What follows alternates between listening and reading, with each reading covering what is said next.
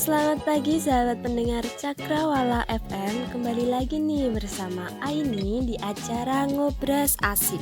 Ngobrol santai dan asik. Jadi selama kurang lebih 1 bulan ini aku gak buat podcast dikarenakan waktu yang kurang pas dan kurang memungkinkan. Tapi kali ini aku akan membuat podcast lagi karena menurut aku nih ada bahasan yang menarik nih. Jadi kali ini aku mau membahas tentang wabah yang lagi menggemparkan dunia nih guys. Sahabat pendengar tahu dong ya apa itu? Ya, kali ini aku akan membuat podcast tentang COVID-19 bersama teman aku yang bernama Aulia Nurul Aini. Sebelum kita membahas lebih lanjut tentang virus tersebut, kita lebih baik menyapa dulu partner aku ya. Halo Mbak Nurul. Hai sahabat Cakrawala. Gimana nih kabarnya? Alhamdulillah sehat. Bagaimana dengan tugas-tugasnya? Masih numpuk sekali ya. Nggak berhenti itu tugasnya. Beranak pinak ya. Iya betul. Oke, kita akan mengobrol sedikit ya tentang virus COVID-19 ini. Gimana nih tanggapannya dari Mbak Nurul tentang COVID-19 ini?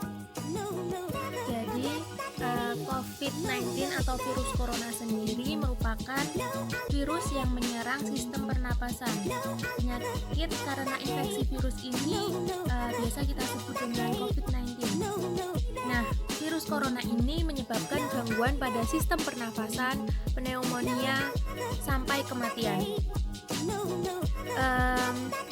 Virus ini bisa menyerang anak-anak, remaja, dan bisa lansia juga yang umurnya sudah 60-70 itu juga masih bisa menyerang mereka. Virus ini juga pertama kali ditemukan di Wuhan, Cina pada akhir Desember 2019. Virus ini menular dengan cepat dan telah menyebar ke wilayah lain di Cina dan beberapa negara termasuk Indonesia juga. Tapi kalau anak kecil itu jarang sekali yang terkena ya. Ya, Mungkin mereka lebih mempunyai daya imun yang tinggi dan tidak panik dalam menghadapi situasi seperti ini. jadi angka kesembuhannya juga pasti besar. Iya, betul sekali. Di samping itu, saya juga membaca berbagai artikel yang menurut saya malah membingungkan pembaca karena dari artikel satu ke artikel yang lain itu tuh isinya berbeda-beda tentang asal usul dari virus COVID-19 ini. Jadi gimana ya? Saya membacanya aja ini mana sih yang benar? Kok artikel A asal usul virus ini tuh dari ini, artikel B asal usul virus itu dari itu. Jadi belum tahu kita belum tahu pasti virus ini virus ini muncul dari mana, gimana caranya tuh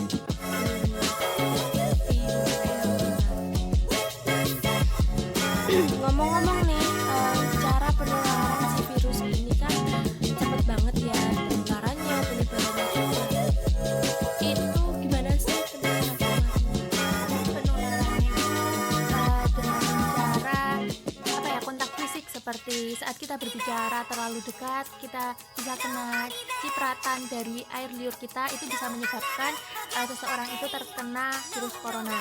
Atau mungkin bisa saat kita memegang benda yang itu berada di tempat umum dan kita memegang wajah kita, itu bisa berpotensi menimbulkan virus corona juga. Oh iya ya, berarti kontak fisik ya.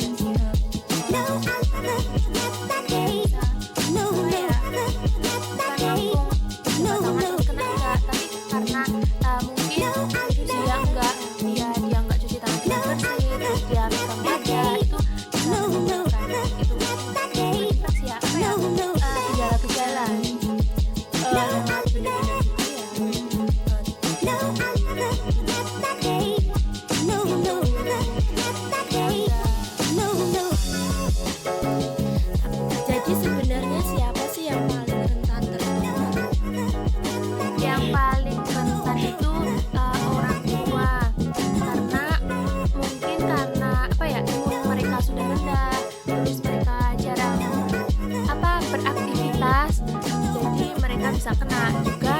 orang-orang yang memiliki penyakit bawaan seperti darah tinggi, terus diabetes itu juga mempengaruhi sistem imunnya.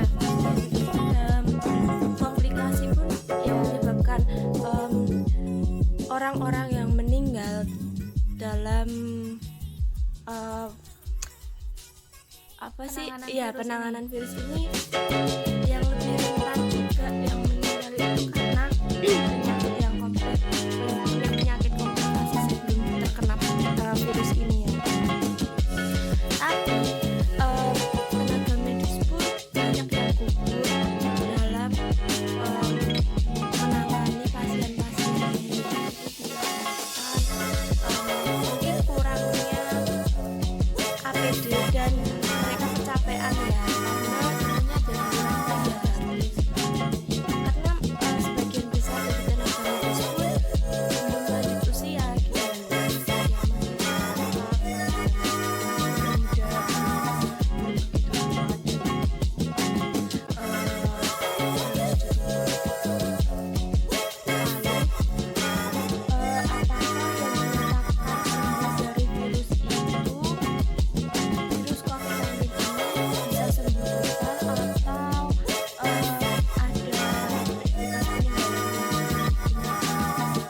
Kalau setelah saya baca artikel itu, seseorang yang sembuh dari COVID-19 atau virus corona ini memang bisa sembuh, tapi paru-parunya itu mengalami penurunan fungsi. Jadi seperti orang-orang perokok itu gimana ya? Seseorang itu harus punya paru-paru yang bersih, paru-paru yang sehat agar dia bisa kembali normal lagi, bukan normal tapi fungsinya itu bisa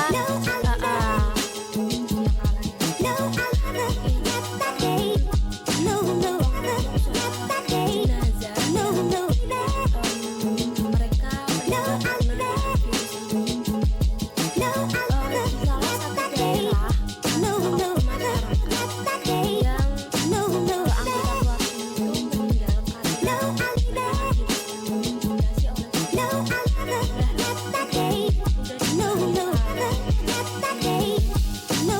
Jenazah yang terkena virus ini kan nggak boleh dibuka ya, maksudnya kan itu kan dilapisi plastik, kamar dan lain-lain. Oknum yang keluarga yang dari jenazah tersebut malah membuka dari jenazah ini, membuka bungkusan kita menyebutnya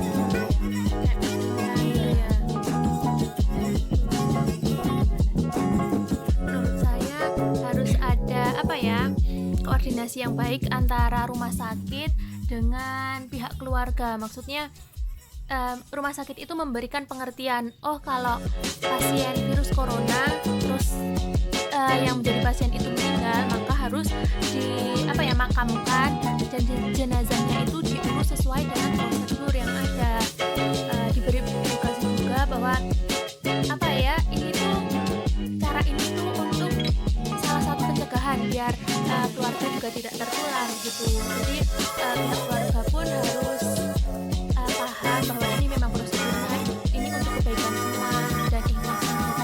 Mungkin kalau soal memandikan, menurut saya juga pihak tim medis juga sudah tahu, itu semua dan sebaiknya kalau soal mensolatkan mungkin bisa dilakukan sholat.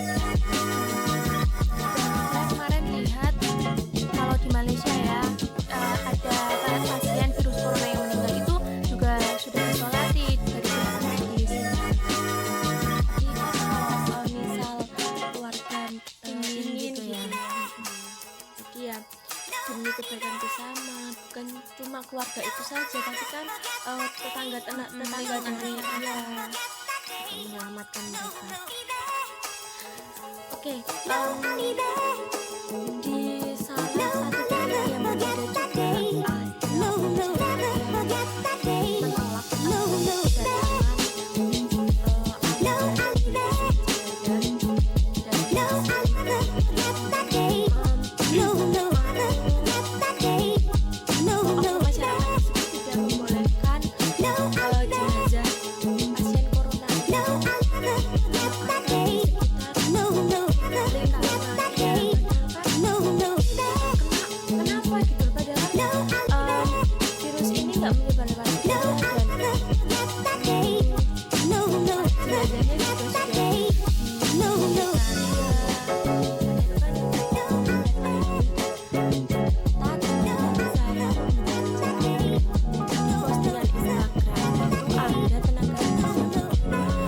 di daerah aturannya kalau nggak salah nggak boleh sama padahal kenapa gitu padahal kan tenaga medis juga yang menerima gimana ya yang merawat gitu ya. jadi kalau tenaga medis yang menolak pasien yang terkena corona kan nggak mungkin. Kenapa kok malah jenazahnya itu ditolak oleh masyarakat gitu loh. Jadi kan ya kasihan gitu. Kalau menurut saya masyarakat itu memiliki ketakutan yang berlebihan. Maksudnya gimana ya? Mungkin kurang edukasi juga ya dari pihak pemerintah daerah ataupun apa ya, kayak kalau di desa mungkin kepala desa atau gimana ya. Karena kalau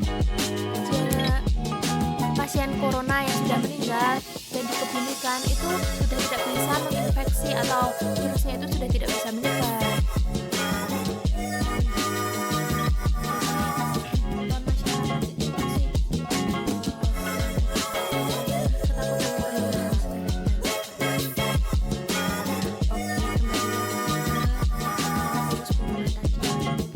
gejala yang timbul saat seseorang terkena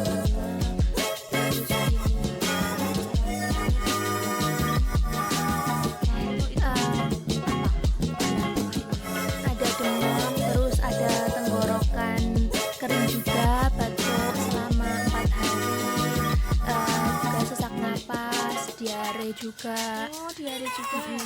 Jadi kalau ada teman-teman nih yang merasa apa ya, naik turun panasnya ya, terus batuk kering juga, mending segera periksakan ke dokter. Tenggorokan juga. Iya. Iya sih, betul sekali. Cara pencegahannya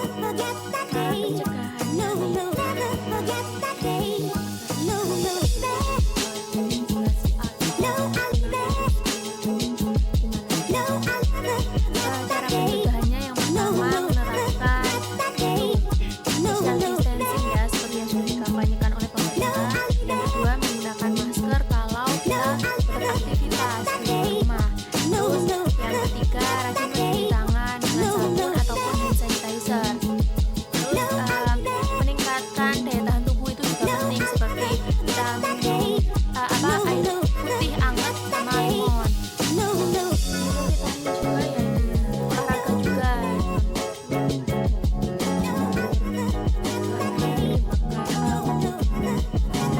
itu kan mengandung vitamin ya.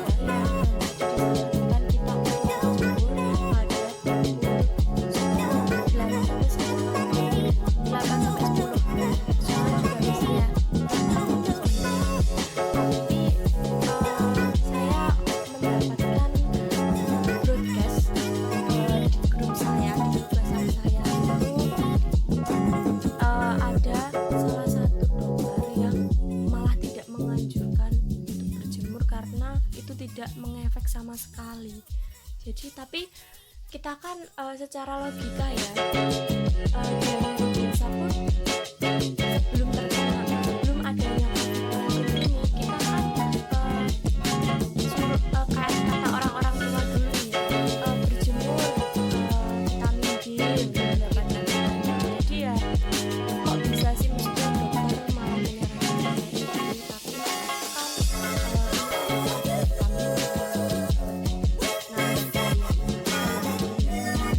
Mungkin kalau nggak berpengaruh ke apa ya, kayak mencegah virus corona, bisa sebagai daya tahan tubuh kita.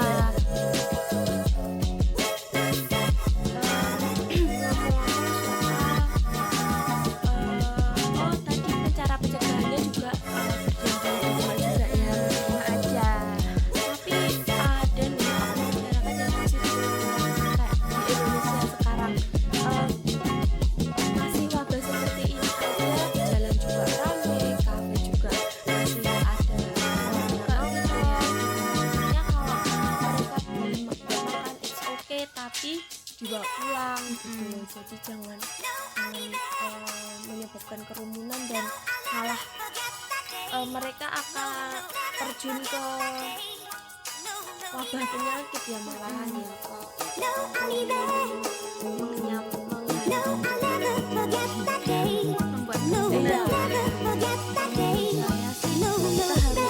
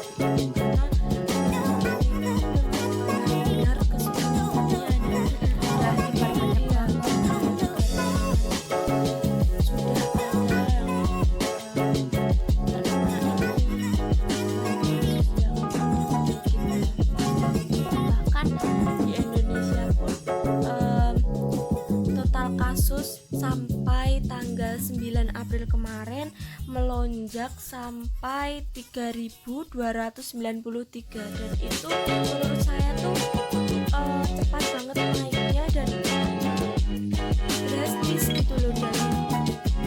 Dari hari apa ya, kemarin kalau nggak salah Selasa atau Senin itu 2.000 baru 2.000 ya.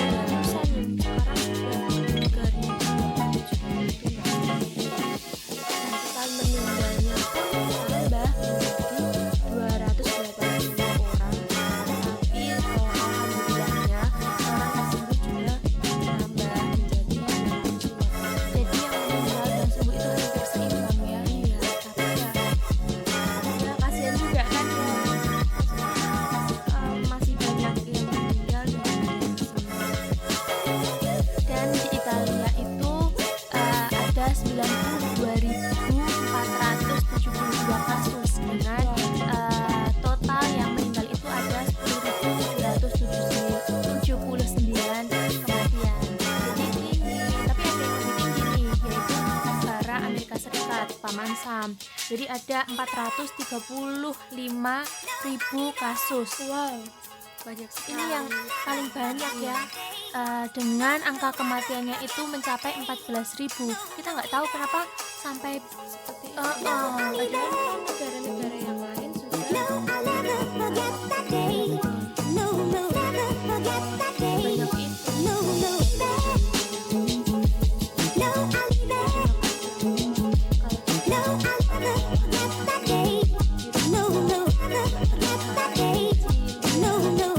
Nggak tahu ya virus itu tuh gimana saja.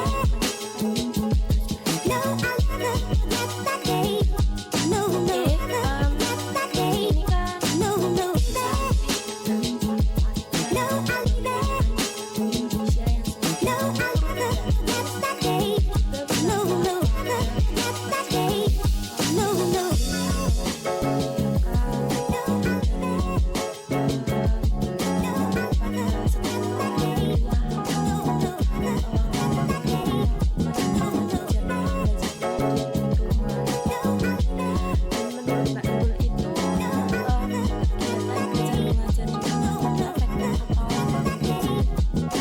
Indonesia yang saya efektif saja sih, seperti kegiatan pembelajaran daring ya, karena memang di era digital ini kita harus bisa menerapkan kegiatan belajar mengajar dengan menggunakan alat komunikasi seperti HP, karena memang tuntutan zaman kan. Iya. Tapi di sini saya yang kurang setuju itu dengan ini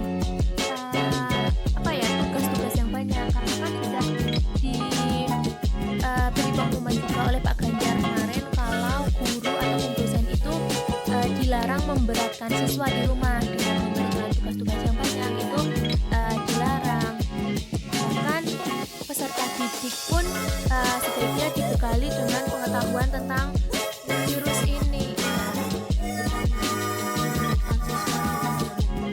Nanti malah mereka bisa jadi sakit ya, Karena stres, iya, ngadepin tugas. di rumah nggak ada temennya, tugasnya Bosan. banyak, menjadi tekanan ya, tekanan. Oke,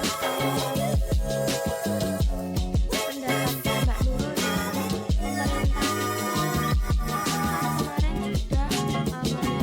pemerintah kemarin sudah meniadakan mudik, tapi masih ada yang mudik dan jumlahnya itu sampai berbelas-belas ribu ya. Salah satunya ke Wonogiri dan ke Gunung Kidul. Itu gimana pendapatnya Mbak Nurul nih? Menurut pendapat saya, apa yang sudah disuarakan oleh pemerintah bahwa nggak usah mudik dulu gitu, emang benar, karena kita nggak tahu kan mudik menggunakan misalnya bis ya, angkutan umum itu kan terjadi kontak fisik antara orang lain, misalnya senggolan atau enggak ya, misalnya ada yang baru menggunakan masker, tapi kan pemerintah sudah menyuarakan di rumah saja. Nah, lebih baik taati perintah itu, karena saya dengar Jokowi itu tidak memberlakukan mudik itu, tapi akan diganti dengan nggak tahu nih bulan apa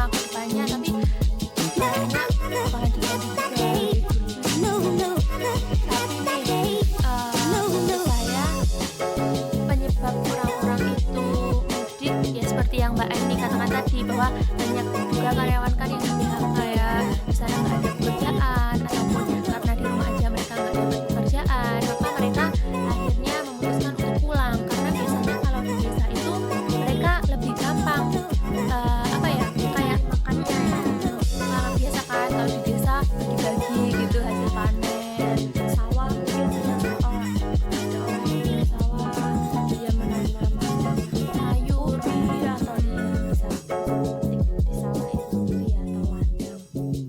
Kalau di kota kan kita apa-apa beli gitu ya, harus punya apa dengan uang. Sehari-hari aja pun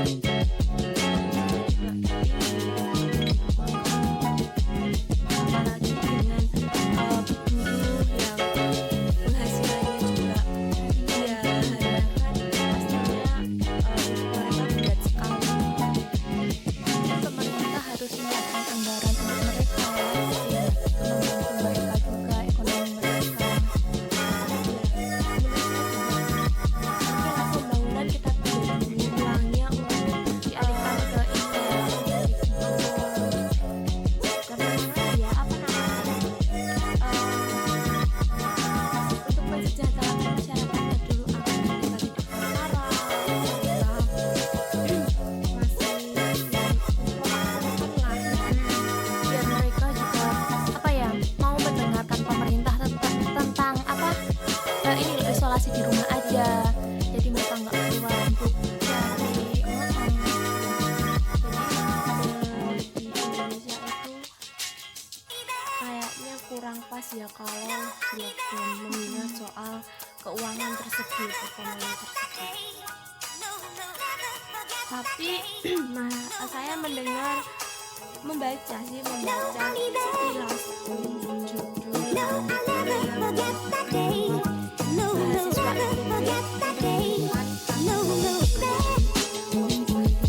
Indonesia itu alumni mahasiswa ya itu memperhitungkan skala matematika jadi Indonesia itu akan mengalami lonjakan pada bulan pertengahan April kalau nggak salah sampai Mei jadi kan makanya banyak nih sekolah-sekolah yang sudah meliburkan atau siswa disuruh belajar di rumah menggunakan media daring sampai bulan Mei bertepatan itu sih baru apa ya kemungkinan nggak tahu nih akhirnya bakalan gimana ya kita berdoa aja semoga cepetlah hilang itu si corona lalu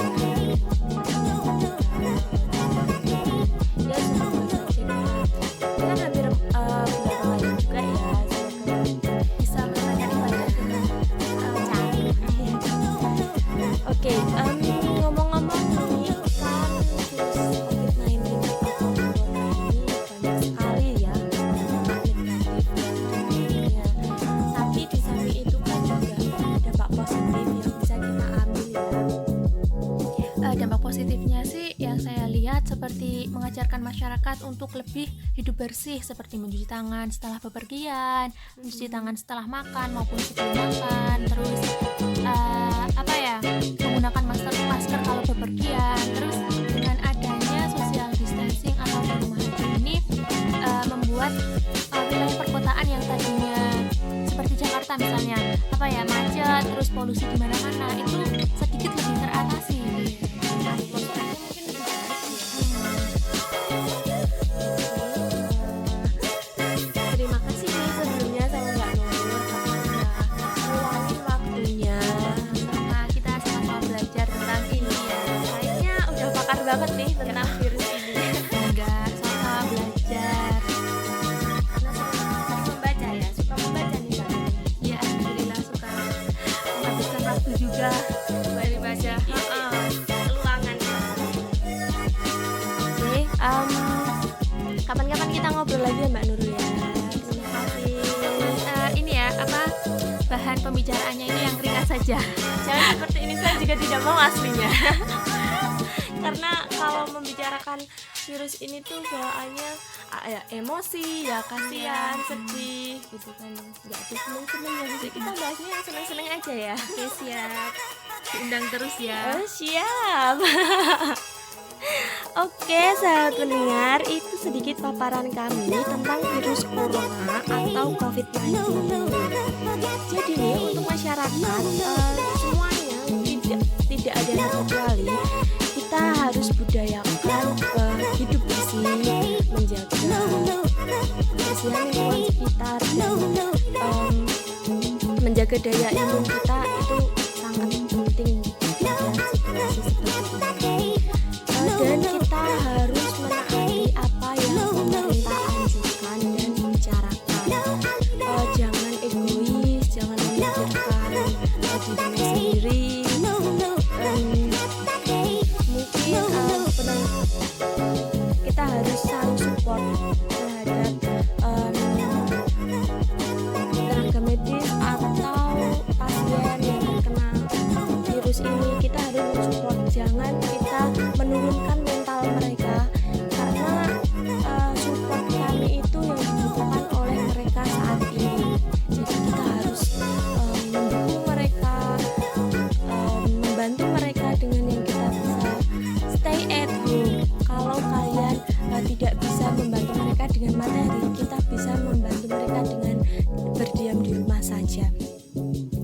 Jadi untuk masyarakat yang masih keluyuran, tidak jelas atau tidak ada kepentingan yang penting, tidak ada kepentingan yang mendesak, jadi janganlah kalian keluar rumah dulu, berdiamlah di rumah sementara waktu aja biar badai ini cepat berlalu. Oke sahabat pendengar, itu saja yang bisa kami bicarakan di acara pagi hari ini. Mohon maaf bila kami ada kesalahan kata atau campuran kata yang dari bahasa Indonesia ke Jawa atau Jawa ke bahasa Indonesia, yang kita ya maklumlah, kita orang Jawa jadinya ya sedikit meledak-meledak. Ya udah, segini dulu ya, sampai bertemu lagi di acara Ngobras Asik.